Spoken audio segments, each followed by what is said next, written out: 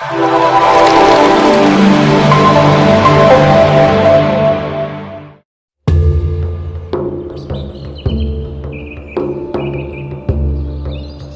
thousand years ago, there was a yogi whose name was Sunira. We believe Sunira was just the next generation after Saptarishis.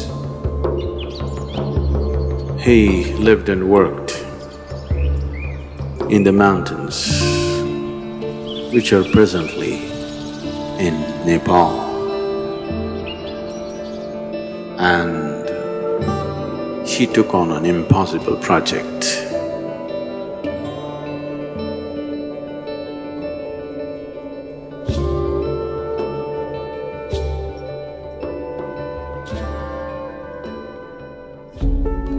Sunira saw that human consciousness could be evolved if you produce a perfect human being who could render this to all sorts of people.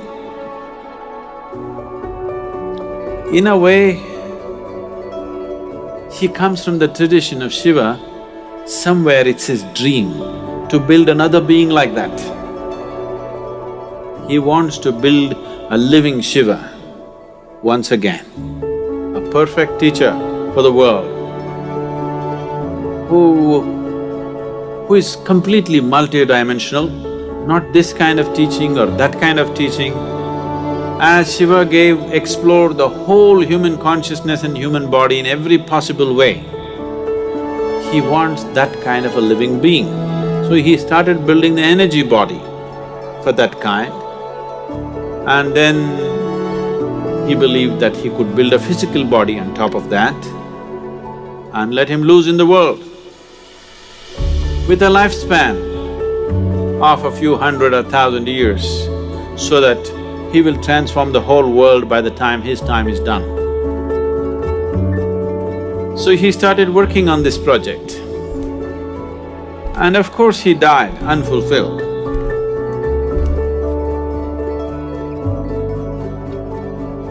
So here and there, down these 40,000 years, many ambitious yogis picked up the same project that Sunira had left and tried to reconstruct this energy body of a perfect teacher who can transform human consciousness.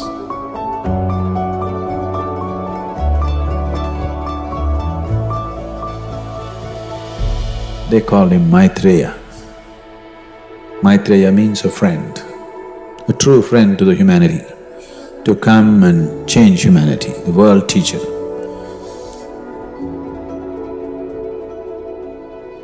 Generation after generation, many yogis tried to continue to work on the same half-made project of Sunira. It's always been in the yogic lore, but in the last century, it came to the surface. It came to social knowledge because the Theosophists worked on it. An Abyssant, Leadbeater, and Madam whatever her name, I can never pronounce, Blavatsky. All three of them took this project up. They said, we are going to make it. They amassed a vast amount of occult knowledge, probably for the first time in the last few hundred years, and definitely for the first time, not in a traditional way but in a modern way. They took up this project.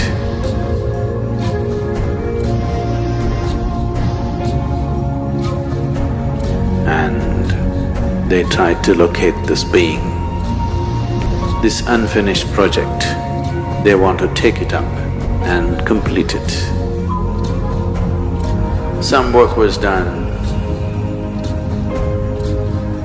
They had the knowledge, but they did not have the capability. They acquired much information, but they could not acquire the necessary means to do anything like that. Twice they made serious effort to simply declare that they have completed the project, the perfect being has come. But it did not work.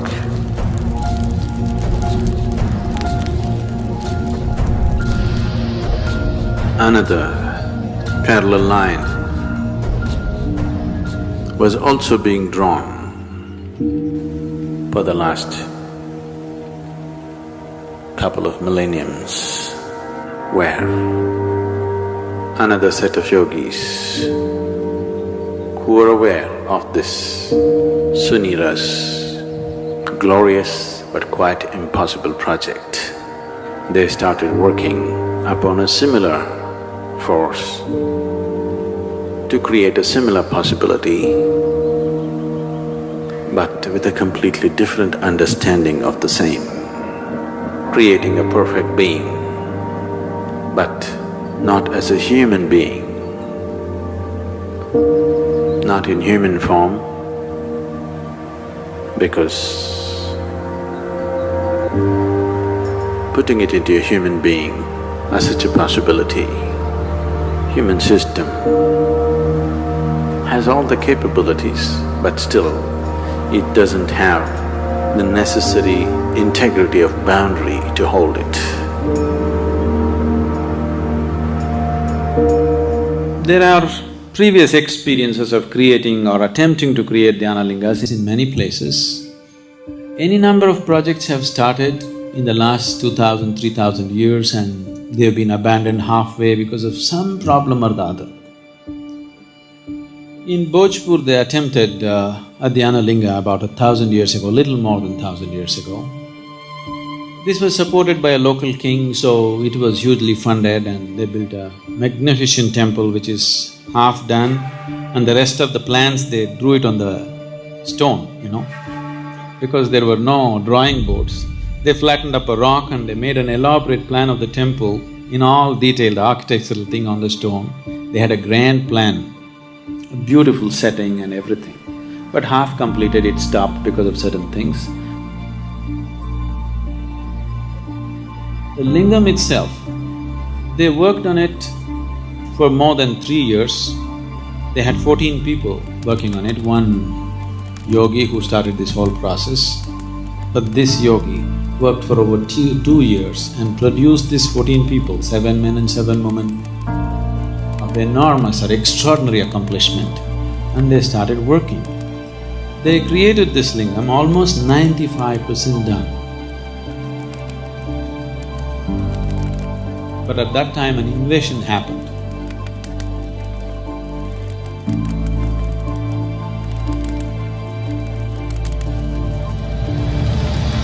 The invaders came.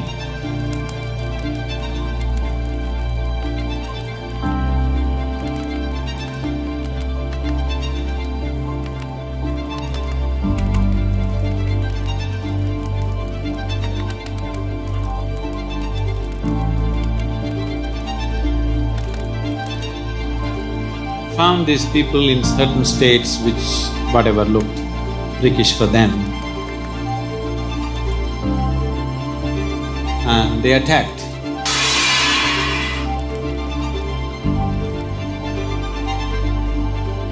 When they attacked, his left foot was chopped off. Because of this damage in the body, he could not continue. So he decided that they will merge themselves into the lingam and complete the work. So they asked another yogi, trained another yogi to lock the energies. This yogi left their bodies and merged into the lingam. But the other yogi who was supposed to do this was so overwhelmed by this situation that he could not lock it. Because they did not lock it in time, the lingam just cracked up. Even now you can see it's a straight crack in the lingam About 3 to 4 inches is just opened up. Now they patched it up with lime. The archaeological department has patched it up with lime, but it just cracked.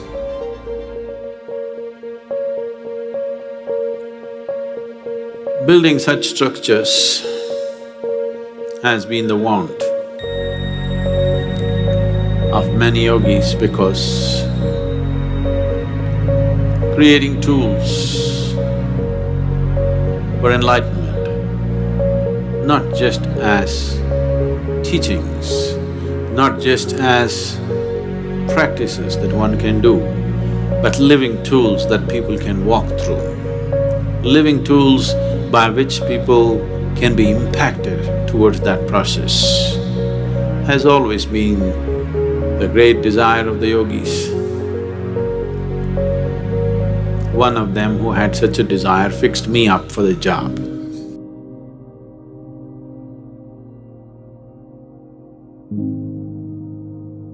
My physical proximity with him was just for a few minutes. It is in these few moments that this fabulous crafty man enslaved me for his project.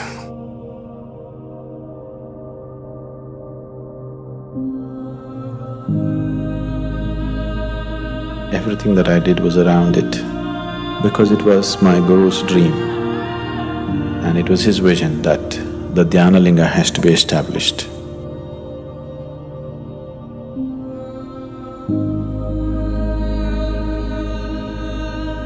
This is my Guru's will and grace.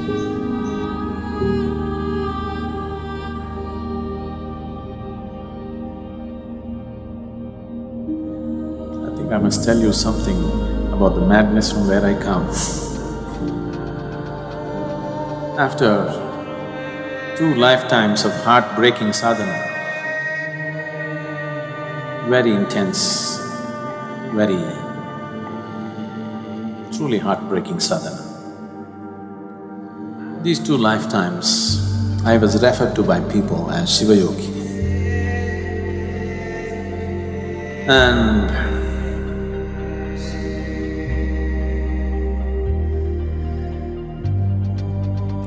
when it was needed, when my Guru appeared,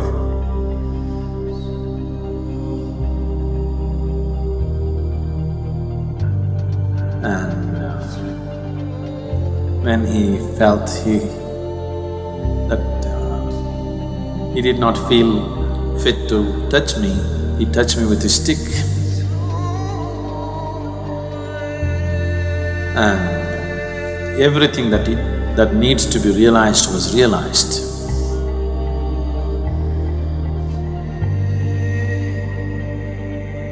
I was at the very peak of anything can be.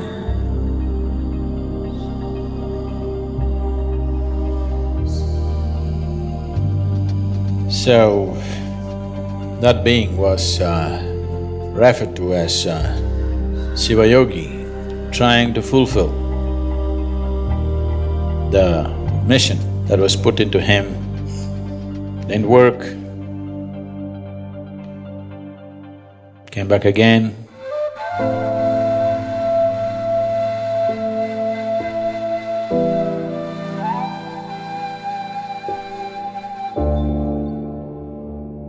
Sadhguru Sri Brahma tried very hard, almost successful, but couldn't fix the goodwill in the society because the intensity of who he is could not be understood in the social circumstances. He couldn't fulfill that. He prepared a few people and then went up the mountain. He was checking himself, why has he failed? He's got everything. Why is it didn't happen? He knew it's not that he lacks the competence, it's just that he did not garner the social support that was needed. So he went up the mountain for the last time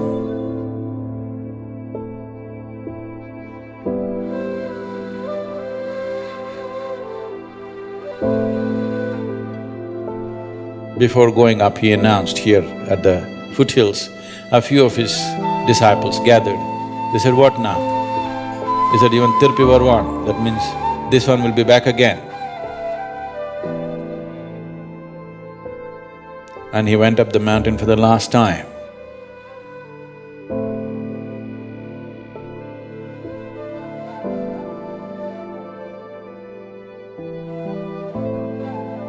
And he did a rare thing. He left his body through all his 7 chakras at the same time. He's just checking himself. He knows it's not so, but still the first blame should be on you when something doesn't work. So he's checking in case I'm not good or I'm not good enough. So he left his body through all his 7 chakras. This phenomenal energy, this very distinct energy which is nowhere else, you can experience on the 7th hill.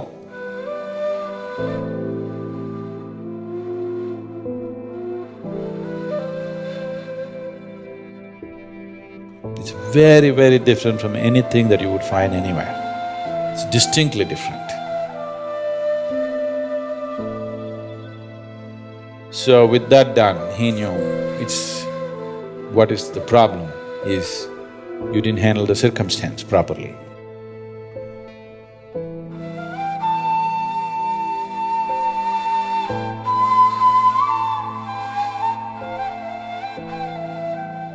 This round when we came, we planned everything to a point where we decided a few people that I need, where they are born, in which room, how. Everything was planned, it went accordingly.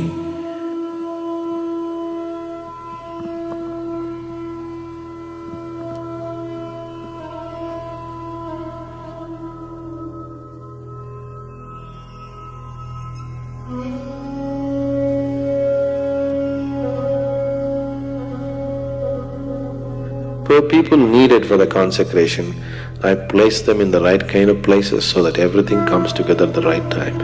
In spite of that, took it 18 years of preparation in this life to put it together, to put the people together, to remind them of their past, to get them there. No, this is too fairy tale-ish for you, but this is something that's a living reality for us. So the consecration process itself took 3.5 years, a very intense process. People who witness these things, their lives are never the same again. Things that they had not imagined in their wildest dreams, they witnessed, they still can't believe that it actually happened in their presence.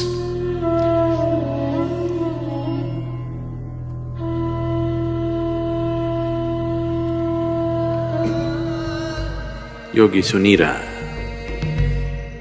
he worked through his lifetime, and towards the end of his life, when this dream of creating a perfect being remained unfulfilled, Yogi Sunira made a prophecy that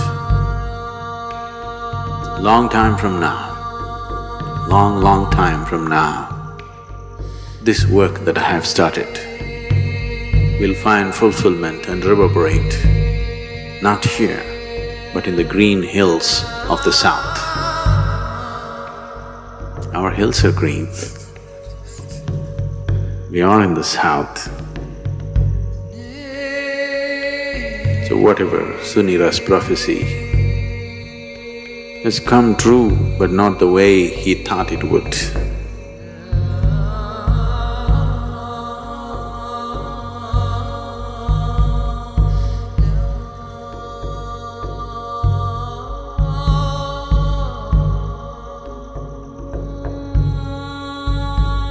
Dhyanalinga is like a living guru. The role of a guru in a spiritual seeker's life is not just about giving teachings and guidances. The most fundamental thing why a spiritual seeker seeks a guru is because a guru can ignite his energies into a different dimension. That aspect of Guru's role in a spiritual seeker's life is very well fulfilled by the Dhyanalinga. Once a person is in the sphere of Dhyanalinga, he cannot escape the sowing of the spiritual seed of liberation within himself.